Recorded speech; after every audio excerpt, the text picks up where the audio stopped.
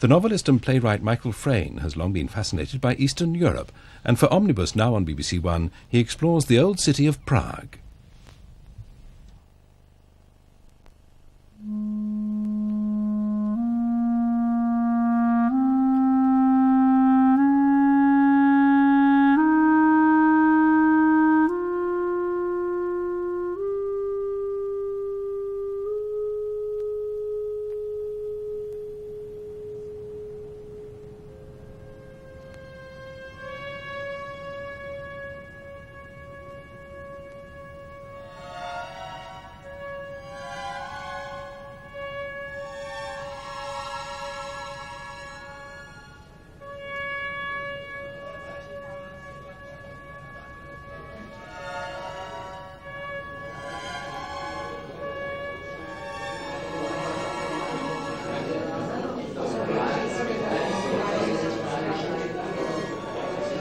This is where a lot of stories in Prague begin, in a bar. Some of them are still in the bar when they finish.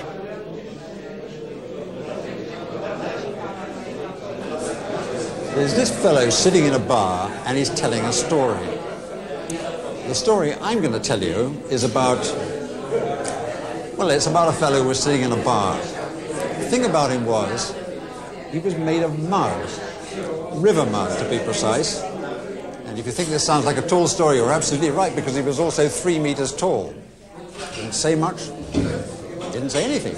He just sat here and listened to what other people were saying. No one paid him any attention. A bit surprising, but after a few of these, everyone's getting a little mud-headed. Then he'd go back to his master and report on what he'd observed.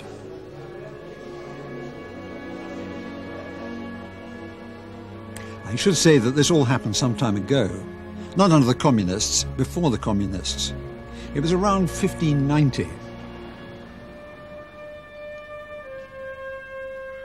Everything in Prague is a bit stranger than you think, and a lot older.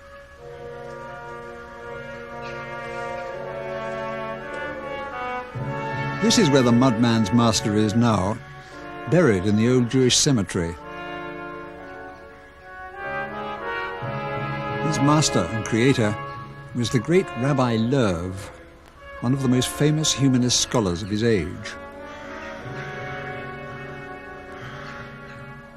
It's as cramped and overcrowded in here as the whole ghetto must have been then. The graves go 12 layers deep in places. The mud man was the rabbi's security agent to protect the ghetto from the plots of the anti-Semites. But then the rabbi always moved in mysterious ways. In 1666, half a century after they buried him here, he moved up a bit sideways to make room for his favourite grandson beside him. But then when he was alive, he performed an even greater miracle for Jews at that time. He got himself received by the Holy Roman Emperor. And to provide suitable accommodation when he invited the emperor back to the ghetto, he airlifted the emperor's own castle here from the other side of the city, fully furnished and equipped. I'll tell you the strangest thing of all, though. The rabbi still seems to be at work in Prague. Původnímu duchu Národní fronty, jak se tato vytvářela ve společném boji proti cizáckým vetřelcům. This city used to be in Eastern Europe, the alien grey background to oppression and dissent. As Neville Chamberlain said in 1938, when we abandoned this country to Hitler, it was a faraway place of which we know nothing.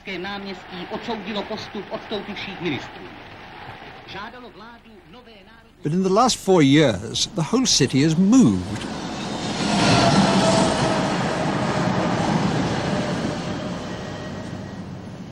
Now it's here, in the foreground, right in front of our eyes.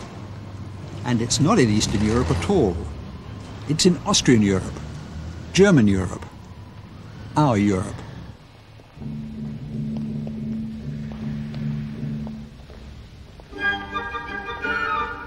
It's moved lock, stock and barrel, like the rabbi's grave and the emperor's castle.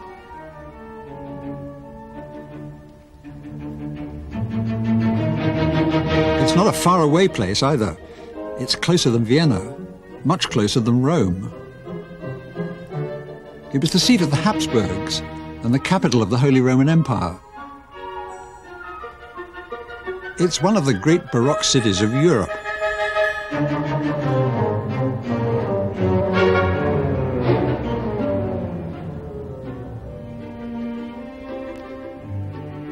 Mozart lived in this house, or he did in Amadeus, which Milos Forman filmed in Prague because it's more like Mozart's Vienna than Vienna is.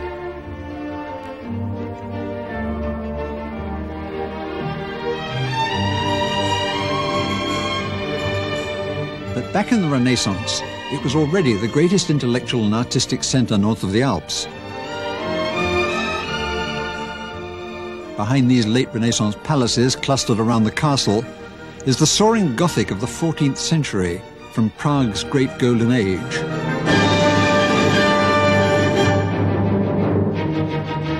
Melting into the Super Gothic of the late 19th century.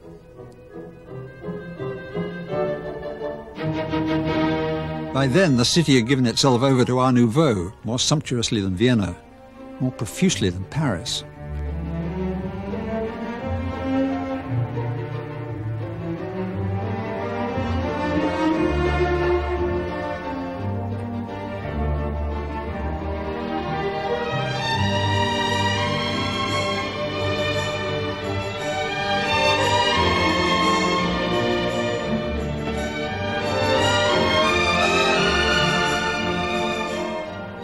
While underfoot lies another world again, a complete pre-Gothic, Romanesque city, lost like Atlantis beneath 9 feet of earth when the level of the old town was raised against flooding in the 13th century.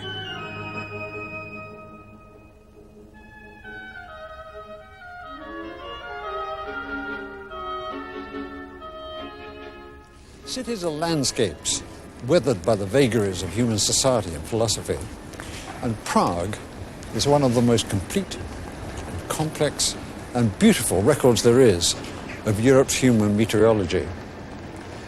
Everywhere you look, surfaces beneath surfaces, worlds behind worlds.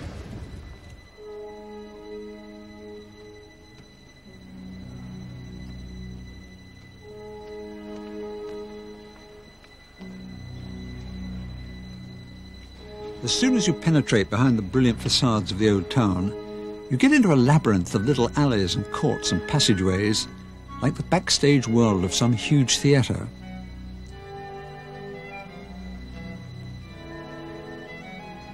You feel like the hero of Janacek's opera, The Adventures of Mr. Broček.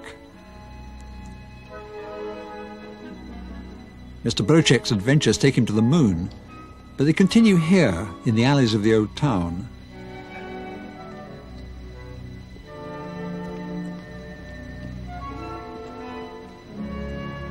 In fact, he begins the story just like us, in a bar. Then, unlike us so far, falls drunkenly asleep and finds himself transported back to the 15th century through a secret tunnel running under the city.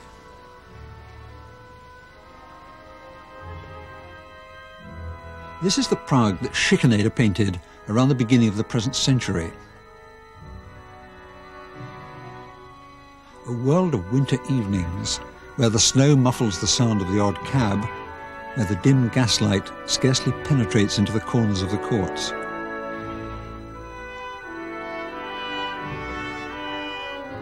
Something mysterious always hangs in the air.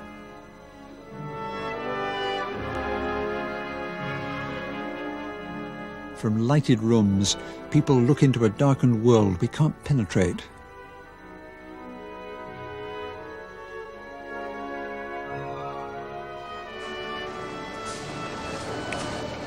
And when you leave the old town and plunge into the solid commercial world of the new town, you find another labyrinth, a warren of covered galleries and passageways. You can scuttle all over the new town inside them, like a mouse behind the wainscot. There's something inherently subversive about these places.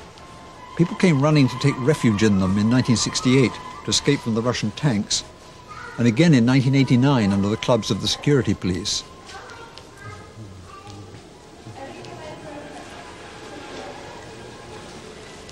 This place, in fact, was the underground headquarters of the 1989 revolution.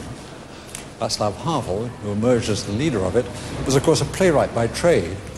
So it was curiously appropriate that he directed the entire production from a theatre. Ty studenti na konci manifestace na Václavském náměstí vystoupili, co byli na tom hradě a řekli co? Že na Ne, no po celý divadle. Je to slyšák před divadlem. Aspoň se nedá říct, že děláme kabinetní politiku, když to zjistí na ulici.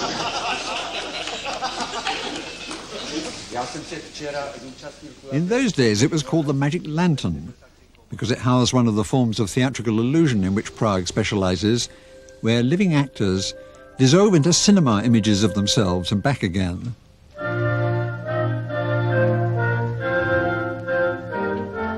Now the Magic Lantern shows are done elsewhere, and this theatre has switched to Prague's other strange contribution to media studies, the Black Theatre. The thing about both Magic Lantern and Black Theatre is that they're wordless. Before 1989, words were dangerous. These days, for the tourists, they'd be incomprehensible. The figures float through the darkness like puppets without puppet masters, until the lights go up at the end, and out of the darkness come people in black suits, removing black masks from their faces.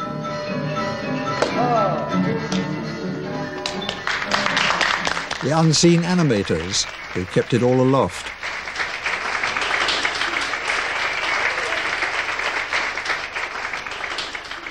Havel and his associates animated the revolution from backstage, down here in dressing rooms 10 and 11.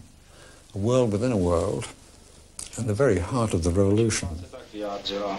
Mám říct, milí spolupčané, máte být proslov, nebo mám být provolání a číst rovnou? Jenom provolání asi. Řeknu, milí spolupčané, teda on řekne, přečtu vám provolání. A máte být provolání Koordinačního centra občanského fóra. They emerged at last, like the animators at the end of the show, to face the crowds waiting in Wenceslas Square. This is the way they went, hurrying through the back streets, then into the passageways again.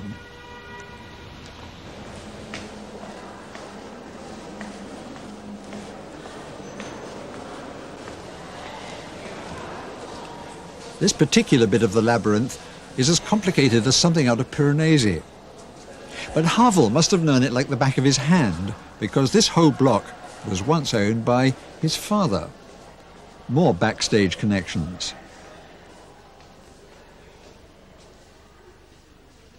There's another theatre around the corner here. There are a lot of them tucked away in these passageways.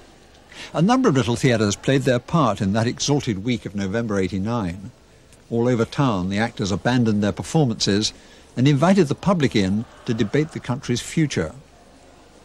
This is why I first came to Prague, incidentally, to see a play of mine that was being produced at this theatre here, the Rococo. Still running, I'm pleased to say. So this is the way Havel and his party came. They missed my play, but dodged into the cinema next door. From here, they continued their journey by an even more underground route, a labyrinth within a labyrinth. From the cinema into a publishing house, with everyone turning to gape at the reincarnated ghost of Dubček.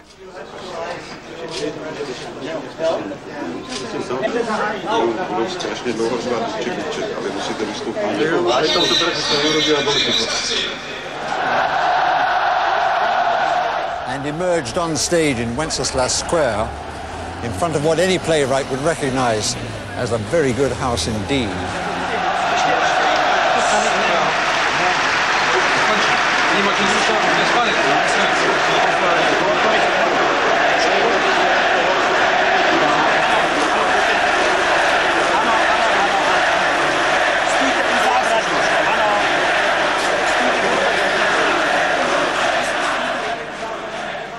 The play of mine that I came to see is a rather ancient one, the first I ever wrote. Nebárný? No jo, úplně stejný nos, spousta. I ten hlas takovej. Vyloučená věc. I couldn't bear to watch it in English now. I rather enjoyed it in Czech, though, because I can't understand the language.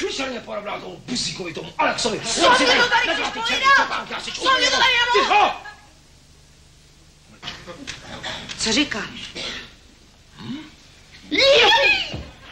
It remained just out of reach, like the city in Schikaneder's pictures.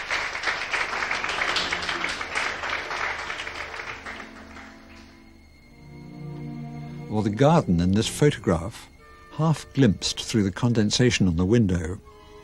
It was taken from this ramshackle studio in a street beneath the castle by the city's most famous photographer, Josef Sudek. Actually, that veil over the scene isn't typical. This is Sudek's usual world, the city's streets through the middle half of this century, photographed plainly and straightforwardly, lovingly and obsessively, with no secrets and no subtext. But darkness lurks in even Sudek's most straightforward scenes, because he didn't see them like this. What he saw was a ghostly world of moonlit stones beneath black skies. He never enlarged his pictures. He often never printed them at all, or at any rate not until years after he'd taken them. He preferred to look at them in negative.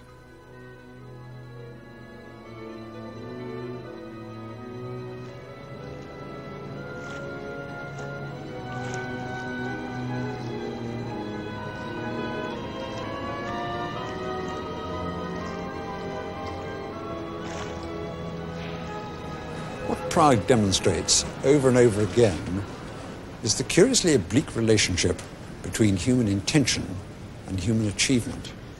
How all our great plans are frustrated by circumstance, perverted and reversed upon themselves. Why is it such a showcase of Catholic art? This church, for instance, is one of the greatest Baroque churches in Europe. Simple, because it used to be Gothic and Protestant. It was a Protestant city. So that when the Protestants were crushed in the 30 Years' War, the Jesuits had to come in, like Miloš Forman and his art director, and construct a visibly Catholic tradition.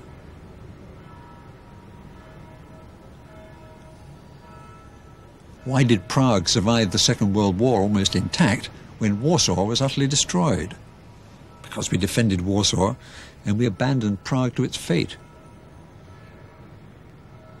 Positive, negative, obverse, reverse. There are secrets behind all these walls if you can find your way in. There's a door in the wall down here, for instance, with a tiny room behind it, about the size of a very small lavatory. One day a friend of mine saw a man unlock the door and go inside with a packet of sandwiches. This was in the bad old days. The man was a security policeman. He was going to spend the entire day peering out through this little window. There's an electronic eye gazing back at me in here now. What's so interesting out here? It's this palace behind us. It's the British Embassy. I wonder who's watching us now. There's enough palaces in this part of town to house the representatives of all the great powers, and a lot of the lesser ones besides. There must be hidden eyes peering out somewhere from all these walls.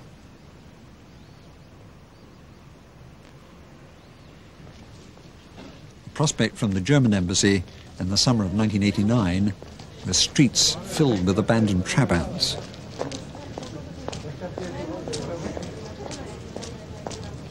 This is where the whole Soviet empire began to unravel.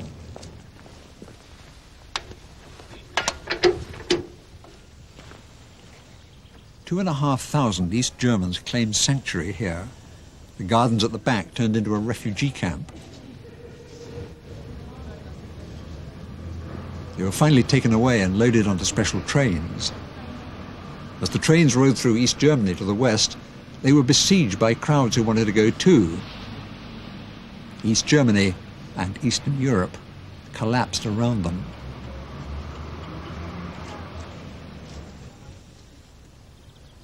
Now the gardens are green again, and Europe has settled into a new phase of its history. All that remains is this one last Trabant, voting with its feet.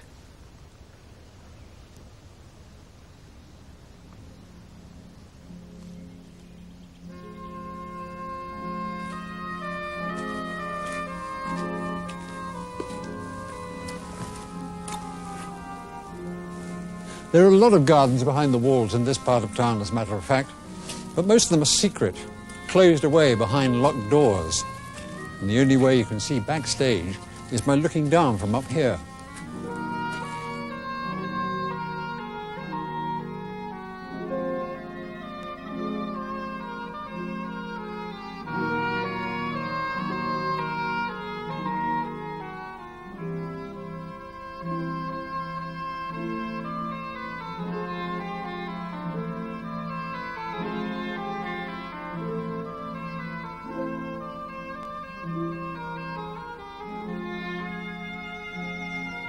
There are supposed to be secret passages underneath our feet.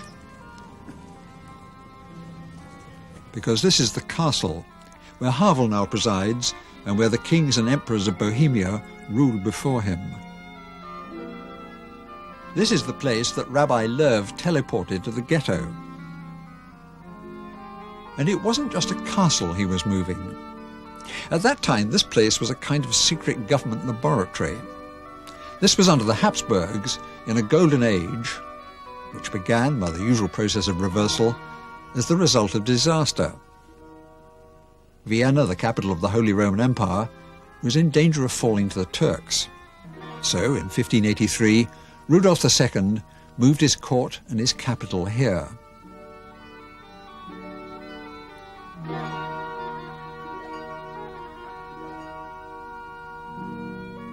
Rudolf was an eccentric man of a mystical and melancholic disposition.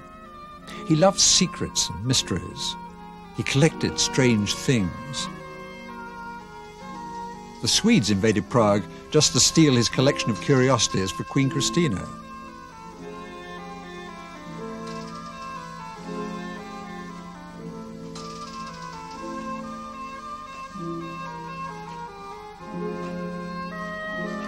He also collected strange people.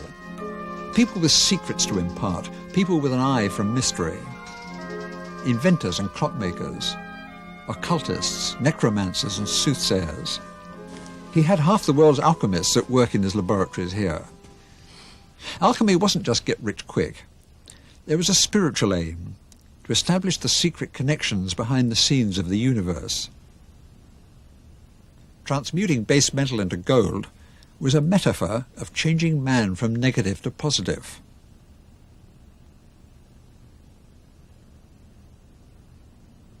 Archimboldo, the court painter, was doing the same when he transmuted vegetables and animals into human faces. This is the emperor himself. Rudolf was so pleased by the sight that he responded by transmuting the painter into an imperial nobleman. The most important thing, though, to be transmuted by science at Rudolf's court was science itself. And it wasn't the alchemists who did it, it was the astrologers.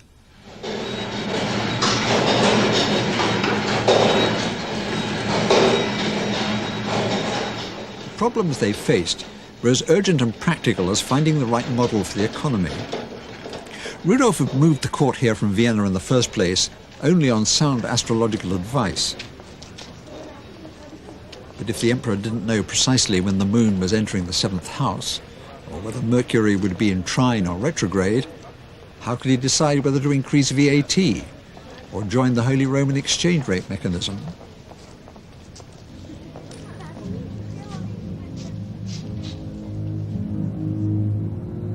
The difficulty wasn't the fixed and steadily revolving framework of the stars themselves.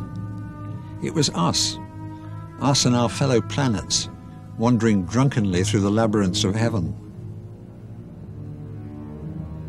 In 1599, Rudolf brought the great Danish astronomer Tycho Brahe to Prague and made him imperial mathematicus. He was the most accurate astronomical observer of his time, but he couldn't fit his measurements together to make a coherent system. Then, in 1600, he appointed a new assistant called Johannes Kepler. He gave Kepler Mars to look after, the most wayward of all the planets. Kepler said he'd crack it in 8 days. It turned out to be a little more difficult than he thought. The one certain thing was that it moved in some combination of perfect circles, because that's what Plato said. Kepler recorded every twist and turn of this intellectual odyssey. His calculations cover 900 folio pages. It took him not 8 days, as he predicted, but nearly 8 years. By the time he'd finished, his employer in the castle over there was long dead, and he was imperial mathematicus himself. But what he'd discovered, the laws of planetary motion, are seen by historians of science as the first true natural laws in the modern sense.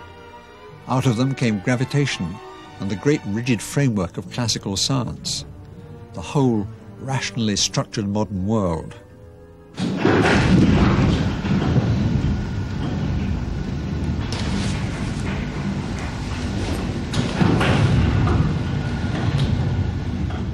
And what Kepler had proved was the reverse of what he set out to prove. The planets didn't move in perfect circles at all. They moved in imperfect circles, in ellipses. There was also a byproduct. Before Kepler could use Tycho's observations accurately, he had to know how much the light from the planets had been bent by refraction as it entered the Earth's atmosphere. And to do that, he had to invent a new science altogether, optics. All Tycho's observations had been made with his naked eye, but when a courtier brought the first newly invented telescope to Prague, Kepler borrowed it for a few months and worked out what was happening to the light inside it. And what happened after that, when the light entered the observer's eye? The puzzle was an ancient one. Shine light through a large aperture, and it projects an image of the aperture. Make the aperture smaller, and you get a different image altogether. You get the image of what lies beyond the aperture. Once again, the world was turned on its head. And reduplicated in Kepler's case, the secrets of the human eye had been discovered by a man who suffered from multiple vision. The puzzle that Kepler solved in optics was called the problem of the radiation of light through small apertures. He failed, however, to solve another more local problem, the radiation of people through small apertures. It's a speciality of Prague. There's even a technical term for it, defenestration. In 1419, a number of Catholic councillors came flying out of the windows of the old town hall down there, propelled by Hussites, the local Protestants. 60 years later, the Catholic mayor and various others were on their way out of the new town hall by the same painful route, Hussites bowling once again. But of all the apertures through which people got radiated, this particular window in the castle is the most notorious. In 1618, the Protestant nobility came bursting in through that door, and out of the window went two of the king's more extreme councillors and their secretary. This was the famous defenestration of Prague, the one in your school history book, that plunged Europe into the horrors of the 30 Years' War. But take another look at this engraving of the scene. There's another lot of Protestants coming in through this second door.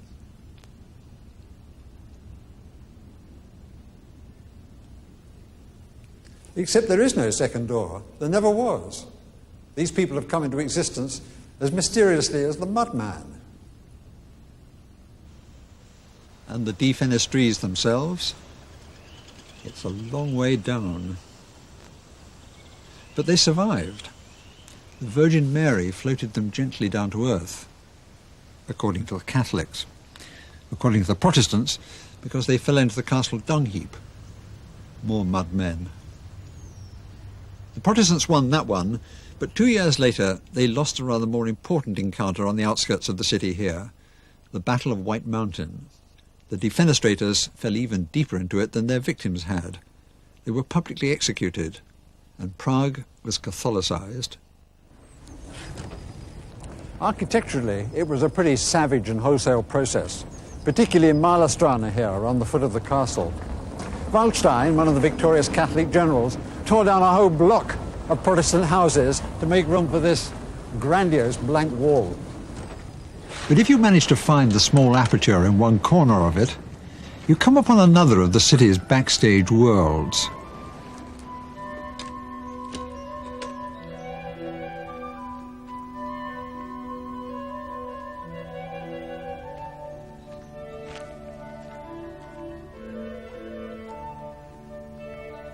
This is the garden of Waldstein's triumphal palace. Another strange modulation from negative to positive. What that brutal clearance has produced is one of the most serene places in the world. But then the rigid formality that Waldstein intended has become slightly smudged.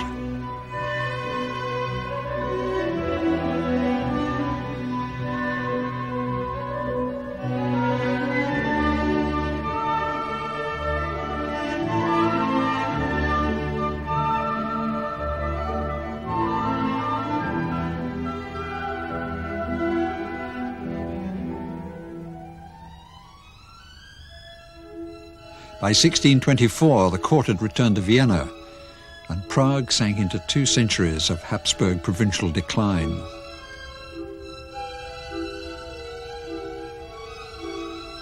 Even the language almost vanished.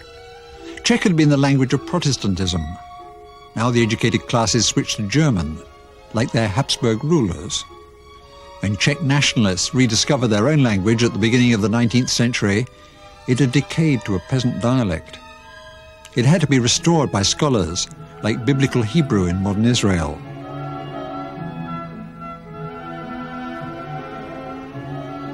The charm of Malerstrana, too, has been preserved by a little neglect.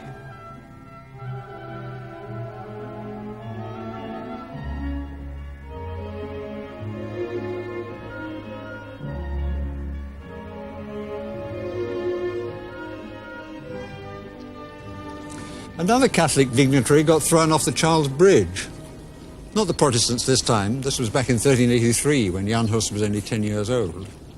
Not defenestration either. There wasn't a suitable window to hand. Depontification. Just upstream from here, back in the 8th century already, a legendary princess called Libouche was having her discarded lovers thrown into the river.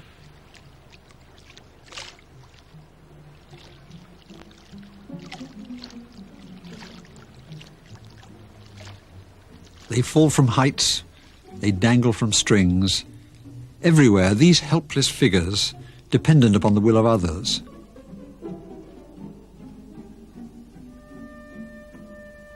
They gaze out of shop windows, waiting for a master to take them home and tell them what to do.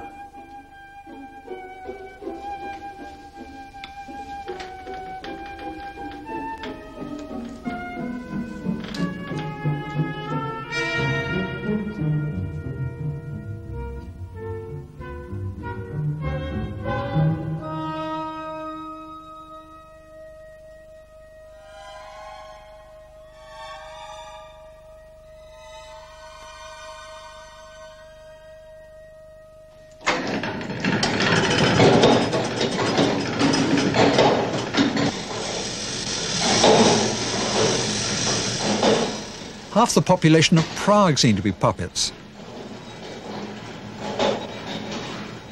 This is what the crowd is waiting for from the astronomical clock.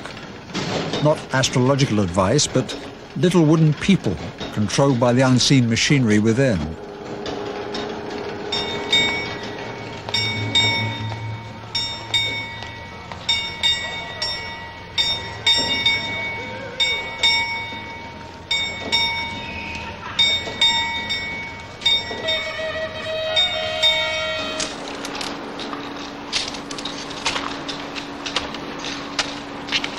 These little clay people are the modern descendants of the rabbi's mud man. They populate the films of Jan Schwankmajer, the great Prague animator. They're moulded from clay before our eyes, live their brief, brainless lives, and return to clay again.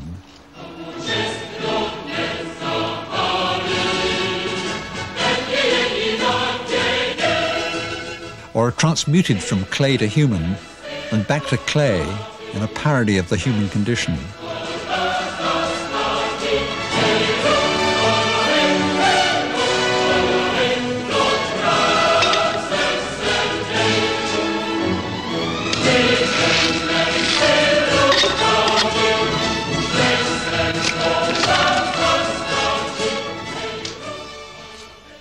One of the wonders of Rudolf's Wunderkammer was a handful of the clay from which God moulded Adam.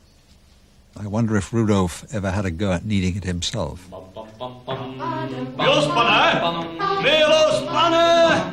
Maturina je tady za chvilku. Hej, pane, pomalu. Kdo se takhle rozpálí, ten se lehko nastydne. The little Adams and Eve strut and swagger below. The gods look down from heaven above. Na naše ženské nám nesahejte. The gods here are students at the Theatre Academy. Už sta hromu! Je tohle snad způsob, jak zacházet s lidma?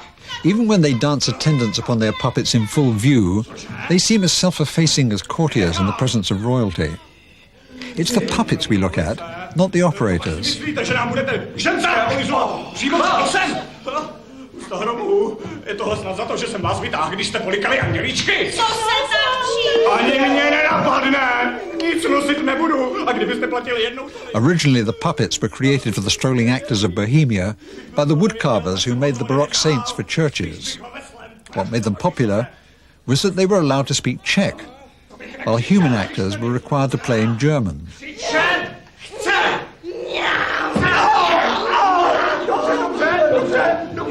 Já jdu, ale vy mluvíte Čeché!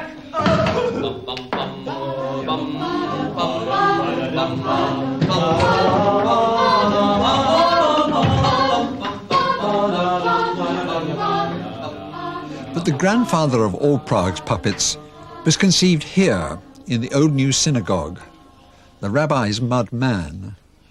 The rabbi didn't hang him from strings or work his limbs for him. He wrote one of the names of God on his forehead and pronounced a prayer over him. He transmuted him from base clay to living man. And up he stood, the golem, the world's first robot. Though the world didn't know it yet, because the word was only coined 300 years later. Here in Prague, where else? By the playwright Karel Čapek, as the name for the man-made slaves in his play R.U.R.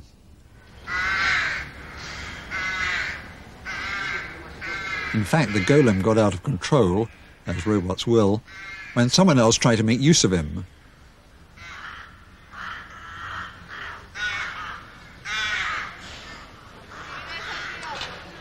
He could turn nasty on the Sabbath, too, when he was forced to be idle. Once he ran completely amok, and the rabbi said he could have laid waste all Prague, as these idle modern golems will, if he hadn't calmed him down in time.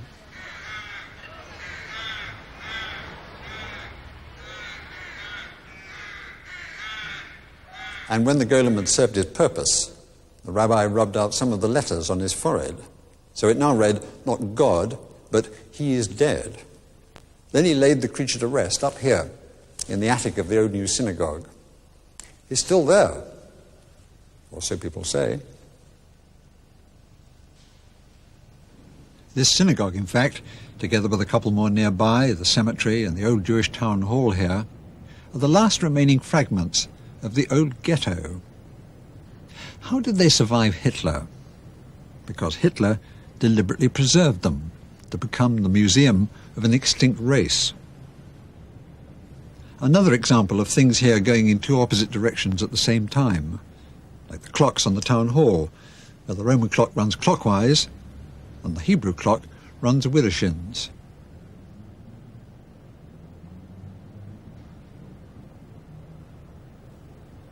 Actually, the rest of the ghetto was pulled down long before Hitler, at the end of the last century, to make room for these solid Central European apartments with Art Nouveau frontages.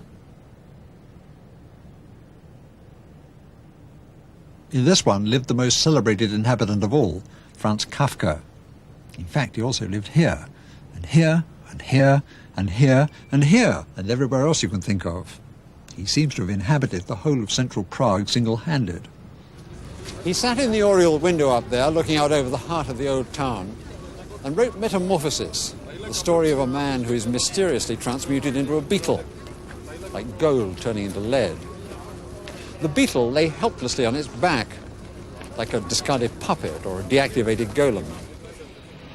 Helplessness is the mode of all Kafka's characters when you think about it. In the trial, Joseph K. finds himself helplessly enmeshed in the mazes of the law, another of Prague's dangling puppets. And it's not only Joseph K. who's helpless. The law itself is just as disabled. A blind and lurching robot, unable either to switch itself off or to understand its own actions. There's a story about one of Prague's trams that jumps the rails and ploughs into a tavern. It ends up at the bar, like a customer desperate for a drink. The story's by Hrabal, who's probably the greatest living Czech writer, and who sometimes drinks in here at that table in the corner. It's not only the trams in Hrabal that lurch helplessly into bars. A lot of his characters are sitting out communism in places like this, inert and blurred with drink. In fact, helplessness is the great theme of Czech literature in general. Another fine modern novelist, Ivan Klima, has a writer-narrator in one of his books who gives up professional responsibility and resigns himself to being a road sweeper.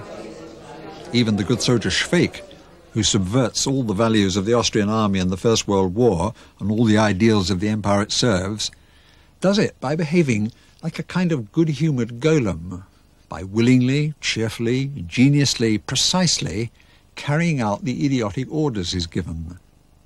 And like the law in Kafka, the army and the empire in Švejk are automata themselves, lurching helplessly along in the grip of irrational and incomprehensible forces. Švejk's a drinker too. So are all the officers he serves. Alcohol is alchemy backwards. It transmutes gold to lead, the sovereign man to the helpless thing.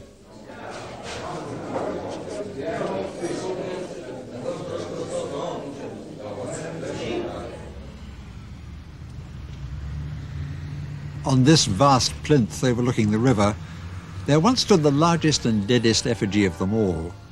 Not 10 feet tall, like the good rabbi's golem, but 90 feet, the mightiest of all the Stalins in the Soviet Empire.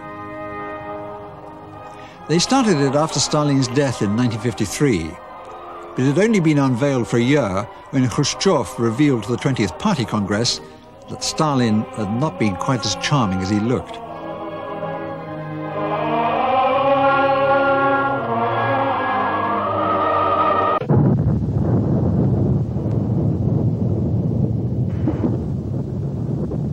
So in 1962, they blew him up.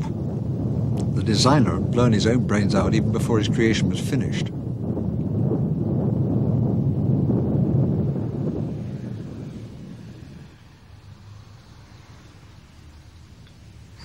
Where Stalin once stood, this giant metronome now wags an admonitory finger at the city. I suppose he wasn't the golem. He was the great puppet master himself, even in death. Here he stood, gazing straight past the Rabbi Lev's synagogue into the heart of the old town, seeing all, seen by all. All around him, the little creatures danced at the end of his strings.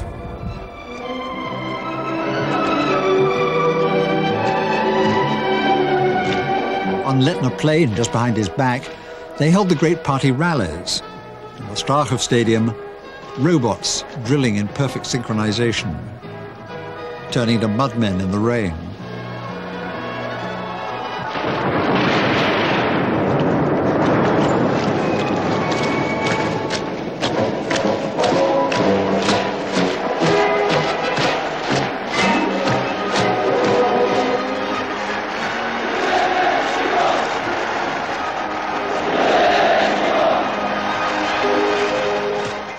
The great puppet master's first and worst puppet in this city was Clement Gottwald. It was Gottwald who proclaimed the newborn Socialist Republic in 1948. He did it here, in Old Town Square, from this balcony. Předseda vlády Klement Gottwald objasnil shromáždění situaci. Chceme tuto krizi. Within 4 years, a number of his comrades on the balcony had been executed for treason and wiped out of history. We are looking at people who turned out never to have existed.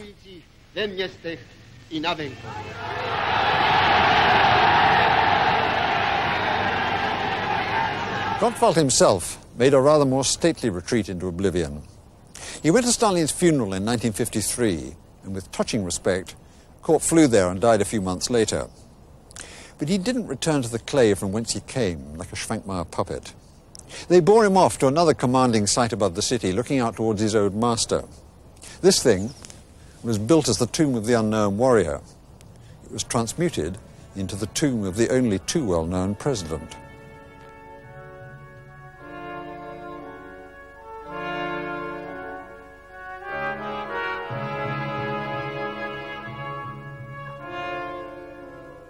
His body was mummified, like the pharaohs and Stalin himself, and put on show in a glass coffin behind these doors.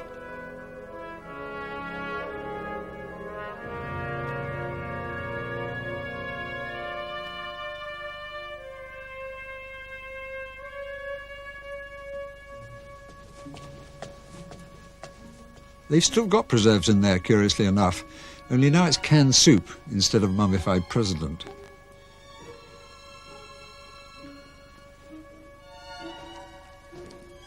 Every evening, though, the body moved mysteriously down into the underworld.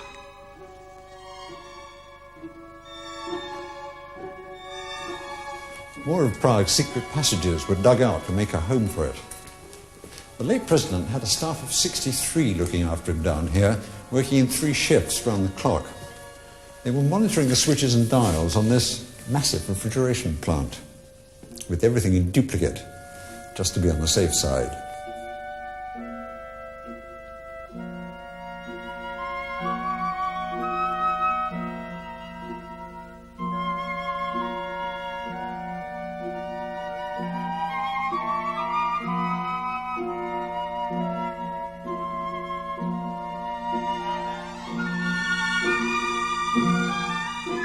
And in this white-tiled cold store, they toiled each night to restore the ravages to his complexion. In spite of all their efforts, though, he went into a sad decline. His face turned greeny yellow. Unspeakable things happened to his lower limbs. So, in the utmost secrecy, the scientists resorted to the traditional arts of Prague.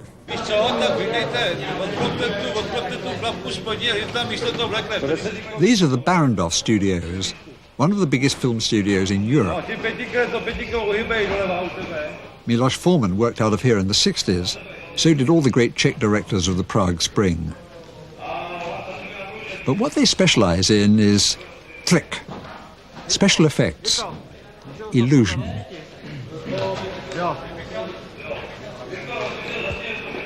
It's another great centre of the puppet population.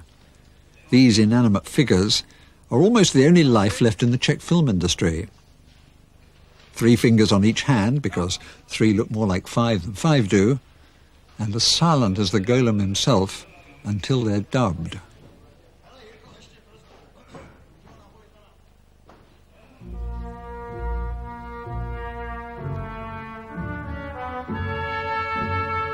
So, when the mummified corpse of Gottwald began to go off, these film studios are where they came for a little expert trick.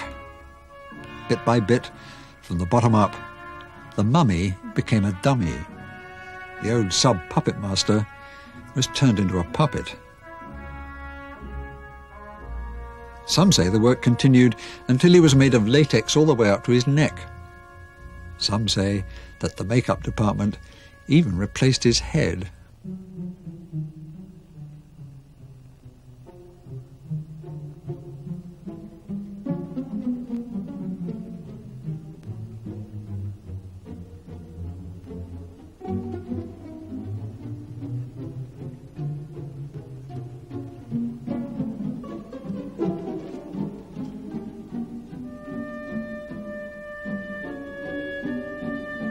The puppet strings lead up to the hidden puppeteers.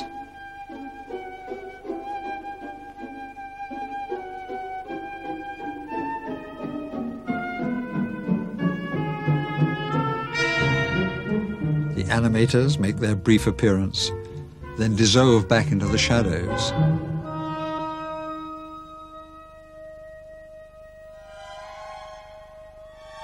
This was the dark place behind the scenes where all the strings were held in those days. It was the headquarters of the STB, the State Security Police. In 1989, when the living actors of the city were helping to make the revolution, these people staged one final classic of political puppetry, a black theatre. What finally sparked the revolution off that November was the brutal suppression of this student demonstration.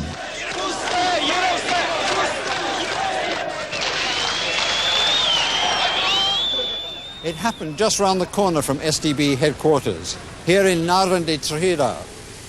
It's been established since that the student leader who organised the demonstration was in fact an SDB agent, and he led the demonstrators into a carefully prepared trap. First, the police blocked off the street ahead of them at this corner here. Then they closed the street behind them at that corner.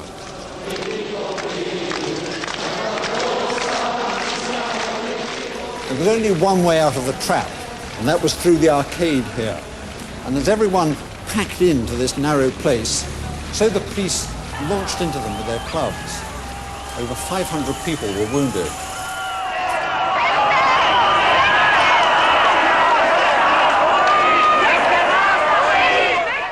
Then the world heard that one of the students had been killed. His body was seen underneath a blanket lying in the roadway here below Národní třída, then being bundled into the back of a police ambulance. But the body was a dummy. In fact, it turns out to have been the same hard-working police lieutenant who led the demonstration. And his strings were being pulled by the head of the SDB, Alois Lawrence. Was there someone pulling Lawrence's strings? Or was he a golem out of control, trying to discredit the hardline communist government in the hope of getting himself a puppet master with a better chance of survival? He certainly got rid of the government. In fact, he got rid of the entire system. More alchemy, a base intention transmuted into a noble result.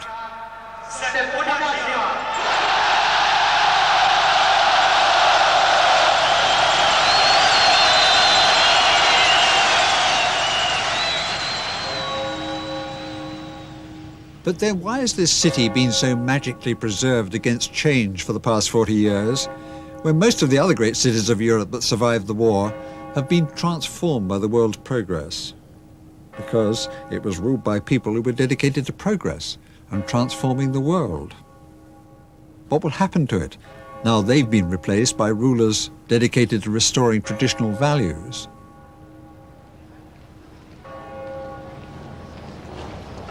It's happening already.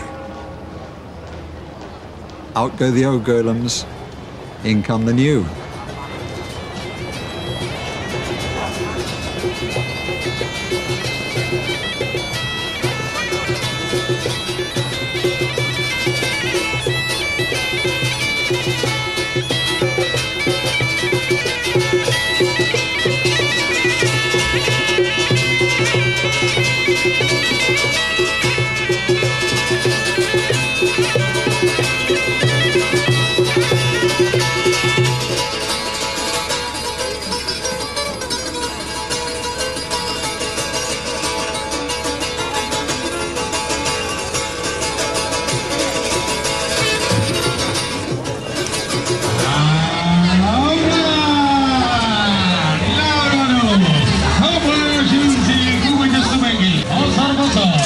Round and round we all go, helplessly swirled and shaken.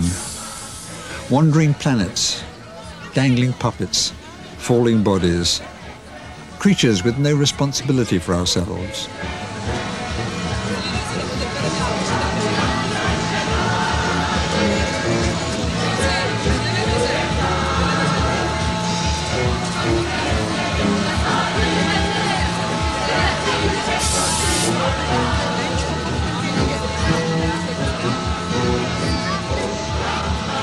Always the sun in the middle, always someone pulling the strings, leading the dance.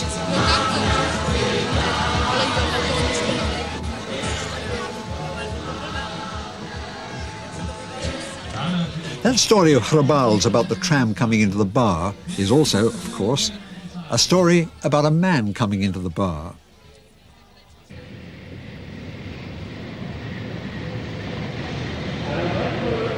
Now, this man was a tram driver, or rather, he was an ex-tram driver.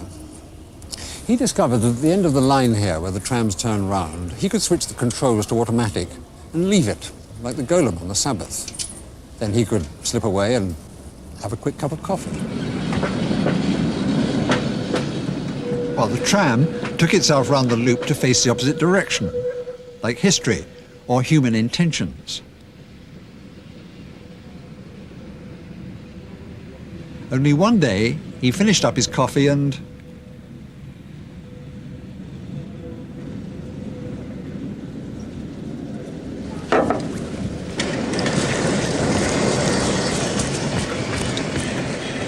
no tram. It had upped and departed without him.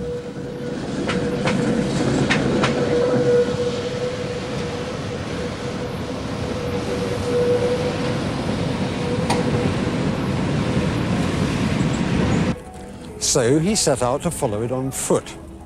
I told you this was going to be a story about a man made of mud. Well, it's also a story about a driverless tram. Now, if you've got a puppet, somewhere there must also be a puppet master. If you've got a golem, somewhere there's also the rabbi. What happened was this. And board. 2-5, take 2 on the end. Once again, Michael, from the top.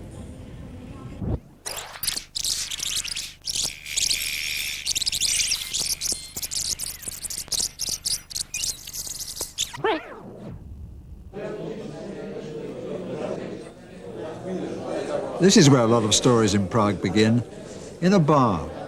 Some of them are still in the bar when they finish. There's this fellow sitting in a bar and he's telling a story. The story I'm going to tell you is about, well, it's about a fellow sitting in a bar. The thing about him was,